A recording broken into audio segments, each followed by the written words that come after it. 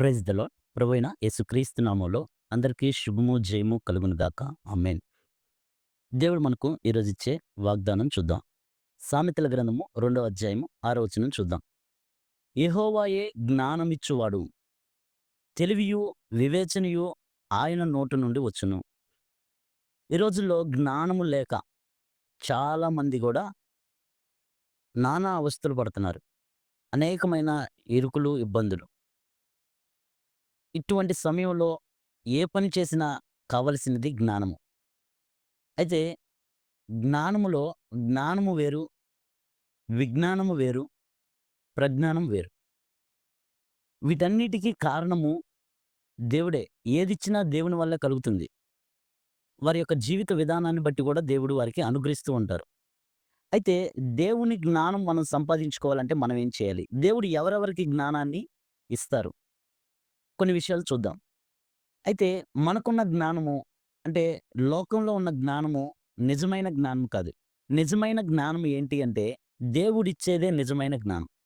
మన తెలివి, మన చదువు, మనకున్న అనుభవం మన జీవితాల్ని మారుస్తుంది, మార్చింది అంటే అది కరెక్ట్ అయిన మాట కాదు గానీ, దేవుడిచ్చిన జ్ఞానం ద్వారానే మన జీవితాలు మార్చబడతాయి. మన జీవితాలు సరైన మార్గంలో నిలపబడతాయి. జ్ఞానం మనం కొనలేనిది, సంపాదించుకోలేనిది. ఇప్పుడు నాకు జ్ఞానం లేదు. ఎక్కడికైనా ఎళ్లి కొనుక్కోవాలంటే అది రాదు. నేనెంత కష్టపడైనా సంపాదిస్తానంటే అది రాదు. దేవుడు నీకివ్వాల్సిందే. దేవుడిచ్చేదే నిజమైన జ్ఞానం. అలాగే వివేచన వేరు, జ్ఞానం వేరు. అందుకనే మనం ఈ వచనంలో ఏం చూసామంటే, యెహోవాయే జ్ఞానమిచ్చువాడు, తెలివియు, వివేచనయు ఆయన నోట నుండి వచ్చును. ఏంటి జ్ఞానం వేరు, తెలివి వేరు, వివేచన వేరు. జ్ఞానం ఏం చేస్తదంటే, ఏది నిజమో, ఏది అబద్ధమో తెలుసుకునేలా చేస్తది. అయితే అది తెలిసిన తర్వాత ఏం చేయాలి? ఏం చేయాలి అన్నది వివేచన ఉంటే తెలుస్తుంది. అలాగా బుద్ధి జ్ఞానములు వేరు, జ్ఞానం వేరు, తెలివి వేరు, వివేచన వేరు. ఇలాగ ప్రతి ఒక్కటి గూడా దేవుని నుంచి పొందుకోగలిగిందే మనము మన జీవితాల్లో మనం తీసుకునే నిర్ణయాలు ఎట్లా స్థిరపడతాయి అంటే దేవుడు ఇచ్చే జ్ఞానాన్ని బట్టి స్థిరపడతాయి. అందుకనే ప్రతి విశ్వాసి, ప్రతి పాస్టర్ గారు ఏం చెప్తారు? ప్రతి దైవ సేవకులు ఏం చెప్తారు? మీరు దేవుణ్ణి అడిగి ఏదైనా చేయండి. దేవుణ్ణి అడిగారా? దేవుడు చెప్పాడా మీకిలా చేయమని అని అడుగుతారు. కారణం ఏంటంటే మనం దేవుణ్ణి అడిగితే దేవుడు సమాధానం ఇస్తారు మనకి. ఒక విశ్వాసి ద్వారానో, ఒక దైవ సేవకుల ద్వారానో, లేదు ప్రార్థనలో దేవుని వాక్యం ద్వారానో దేవుడు మనకు తెలియజేస్తూ ఉంటారు. అందుకని ఏదన్నా నిర్ణయం తీసుకునేటప్పుడు ఖచ్చితంగా దేవుని సన్నిధిలో మనం దాన్ని పెట్టి దేవుని యొద్ద నుంచి జవాబును పొందుకొని చేస్తే చాలా మంచిది. ఉదాహరణగా ఈ జ్ఞానము, వివేచన, తెలివి దీన్ని మనం ఎవరిలో చూస్తాము అంటే ఎక్కువగా సొలొమోను గారిలో చూస్తాము. మరి డానియేల్ గారిలో చూస్తాము. మరి యోసేపు గారిలో చూస్తాము. సొలొమోను ఏమడిగాడు దేవుణ్ణి? ధనం అడగలేదు. అధికారాన్ని అడగలేదు. రాజ్యాలను అడగలేదు. ఏమి అడగలేదు. ఏమడిగాడయ్యా అంటే దేవుణ్ణి, దేవా నాకు జ్ఞానం దయచేయి. ఈ ప్రజలను, ఈ రాజ్యాన్ని ఏలడానికి నాకు జ్ఞానాన్ని దయచేయి అన్నాడు.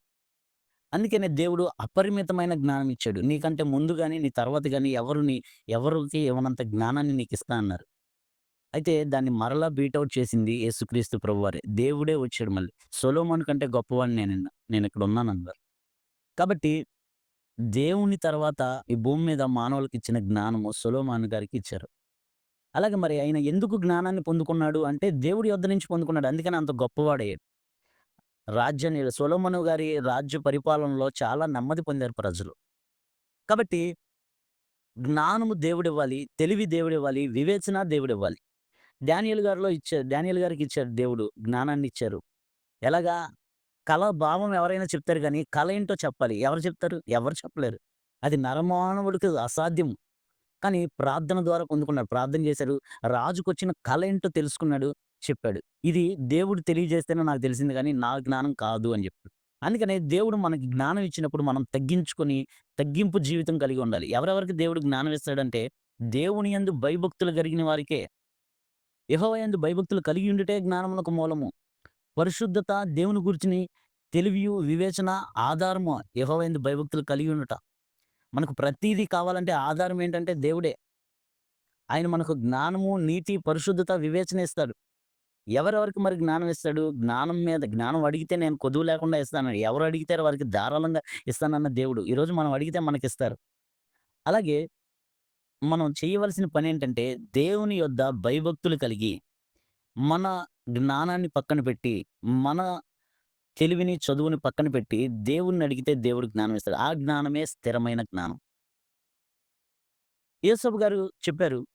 ఫరోకొచ్చిన కలను భావం చెప్పారు. కల భావం చెప్పి, దేవుడు తెలియజేస్తేనే ఇది చెప్పాను. లేదంటే నేను చెప్పలేను. నీకు గూడా ఏం చేయాలో దేవుడే చెప్తాడు అనంటాడు. అప్పుడు ఫరో ఏమంటాడు? దీనికి సమర్థవంతమైన వాడవు నువ్వే. దేవుని ఆత్మ కలిగిన వాడివి అని చెప్తాడు. అంటే దేవుని ఆత్మ కలిగి ఉండడం అంటే, దేవుని జ్ఞానమే ఆత్మ. దేవుడు జ్ఞానాన్ని సంపాదించుకోవడం, దేవుని ఆత్మను సంపాదించుకోవడమే. దానికి ఏం చేయాలో గూడా చెప్పారు. కాబట్టి జ్ఞానము వేరు, వివేచన వేరు. జ్ఞానము ఏది నిజం, ఏది అబద్ధం అని తెలుసుకోవడానికి పనిచేస్తుంది. వివేచన దాన్ని సరిజేయడానికి, ఇంకా మెరుగుపరుచుకోవడానికి మనకి వివేచన తెలియజేస్తుంది. కాబట్టి ఇట్టి కృప దేవుడు మనకు, మన కుటుంబములకు ఉన్న వారందరికీ దేవుడు జ్ఞానమును అనుగ్రహించునుగాక, తెలివిని అనుగ్రహించునుగాక, వివేకమును అనుగ్రహించునుగాక. ఆమేన్. Praise the Lord. ప్రభువైన యేసుక్రీస్తు నామములో అందరికీ శుభము, జయము కలుగునుగాక. ఆమేన్.